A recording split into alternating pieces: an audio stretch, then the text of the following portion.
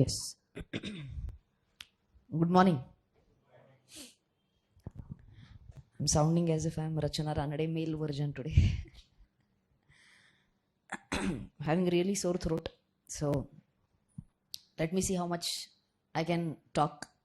If my throat starts aching a lot, we might stop. Okay.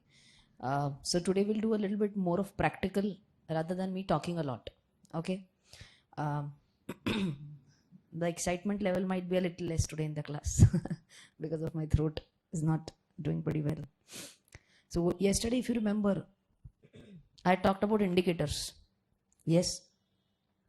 And which indicator were we discussing yesterday? That was RSI. What was RSI? Relative Strength Index. And if you remember, I told you very important is to understand the basic. And basic is relative strength. Strength of what? Strength of closing prices. Closing prices of one day compared to closing prices of another day. Okay, previous day basically. So if I were to give you a simple example for this, this is a very crude way of giving you an example. So for example, if I say this day 1, day 2, day 3, day 4, and assume it is a 4-day RSI that I am talking about. Generally, how many days RSI is there? 14 days RSI is there. But I'm taking this as an example. Let us say yesterday, some stock closed at 90 rupees. Okay. So I can say this is day 0. Day 0 stock closed at 90 rupees. Let us say today, the stock closes at 100 rupees. Now we'll make 2 more columns. We'll make a column for gain. We'll make a column for loss. How much is gain in the first day as compared to day 0? Gain is 10. Next day, let us say close at 105. Gain is 5. Next day, assume gain is in negative at 102. So where will we write now? Loss column. And how much? So loss is no need to write again, minus. We are writing in absolute terms right now, 3. And let us say end, it closes at 110. So we are going to write down plus 8. Okay. Similarly, instead of taking 4 days average, if I take a 14 days average, which is generally done, that will be done for RSI. Okay. But if I say RSI is 4, then what do? I take a average of all these 4. So average gain versus average loss. So gain divided by number of observations, loss divided by number of observations. Correct? Gain divided by number of observations, loss divided by number of observations. Let us say the total answer comes here equal to 2.5. Just a random number, okay? Gain average divided by number of observations, loss divided by number of observations. It comes to 2.5. Who can tell me what is the meaning of 2.5? Who is stronger? Bulls are stronger or bears are stronger? Bulls are stronger because average gain is coming more as compared to average loss. So if I say 2.5, it will be like 2.5 is to 1. We learn this in mathematics, na? Whenever I'm talking about a ratio, if I say 3.5, so 3.5 will be nothing but 3.5 is to 1. So bulls are definitely more stronger as compared to the bears. Okay. And the formula is a little bit dangerous. So if you want to just check out the formula for RSI. So it's calculated something like this. 100 minus 100 divided by 1 plus RS. Okay, do we need to calculate this? Never. It will be automatically calculated for us. And the answer for this is going to come between 2 numbers, something to something. And what is that? 0 to 100. Is this okay? But question is, what is RS? What is relative strength? And for that I told you, where relative strength is average gain over a specified period. In my example right now, what was the specified period? 4. In my example, it was 4.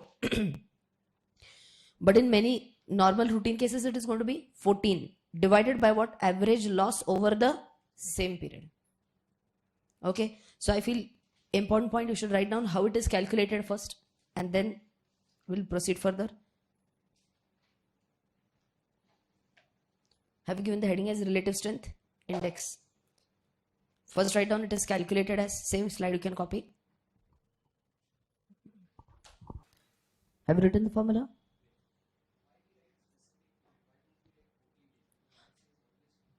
RSI default is 14 days. If you want to strategize your own theory for RSI, can you take 21 days? Yes. So that is why the word specified period is given. But here, there you can write down note also, one note. Generally, RSI is counted for 14 days. Standard setting will always be for 14 days.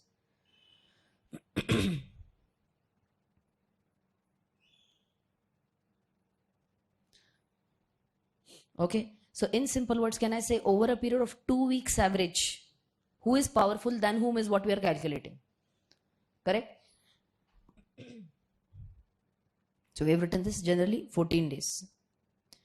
Now, please understand this, what point I'm talking about. I've already discussed this yesterday, but we'll just read this one more time. RSI will rise as the number and size of positive closes increases. One more time, read this with me. RSI will rise as the number and size of positive closes increases. Who can tell me what do you mean by number of positive closes versus size of positive closes increases? Exactly. So for example, out of 14, I get 10 observations in plus and 4 observations in minus. Case 1. Correct? Case 2 also, 14 may say 10 plus 4 is minus. But what is important? Plus by how much? Plus by how much is also important. Na? Let us say in the case number 1, on an average, every day the closing price was just 2 rupees higher.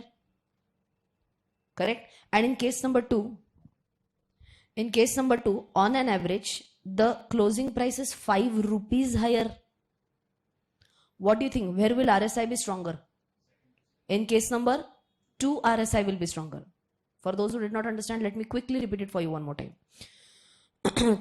Case 1, case 2. Case 1, there are 10 observations with positive, 4 observations with negative. Case 2 also 10 with positive, 4 with negative. But in case number 1, let us say as compared to previous day, price is moving up or down only by 2 rupees. I know this is theoretical, every day exactly 2 rupees, but just for you to understand the concept again. Every day it is either increasing by 2 or decreasing by 2.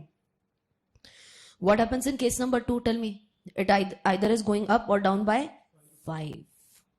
And if you remember, I told you that it's a momentum indicator. RSI is a momentum. Momentum will also talk about strength and speed. Okay. So what do you think? Where will RSI be higher? In case 1 or in case 2? In case number 2, RSI will be higher. Is this understood by everyone? Yes. So that is why, what are we saying? If number and size, both positive closes rise, then RSI is going to increase, and it will fall as number and size of losses increase. It's very simple and straightforward, but I still feel that this is the again base behind RSI. So just this one last sentence also you will have to write it down. Yes. Increase or decrease, I'm saying as compared to previous day's price. Always. Always as compared to previous day's price. Close. Previous day's close. So if you remember in the previous slide, I was talking about something like this, 100, 102, 108. So this is day 0 closing, day 1 closing, day 2 closing. New reference number. Absolutely. Okay. So here, if you those who might get confused, if you feel you might get confused, this positive close as compared to what? Positive close as compared to what? As compared to previous day's close.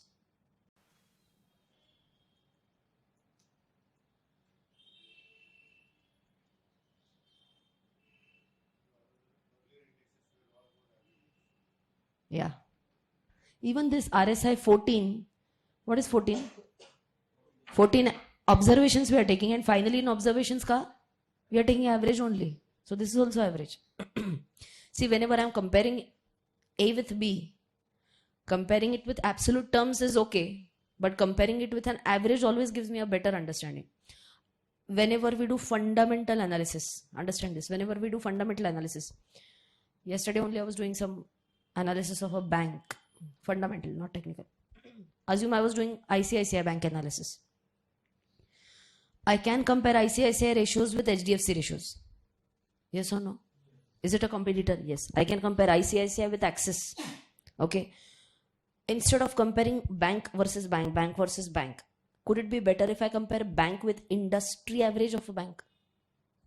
So always average also gives us a better understanding. So that's what we are doing in majority of the technical indicators as well. Standard deviation is very important, and that is exactly, there's a theory which is completely based on standard deviation. If you remember, I've also mentioned this in our class, which is Bollinger Bands. That is completely based on standard deviation. Absolutely, absolutely. Okay till here? No problem.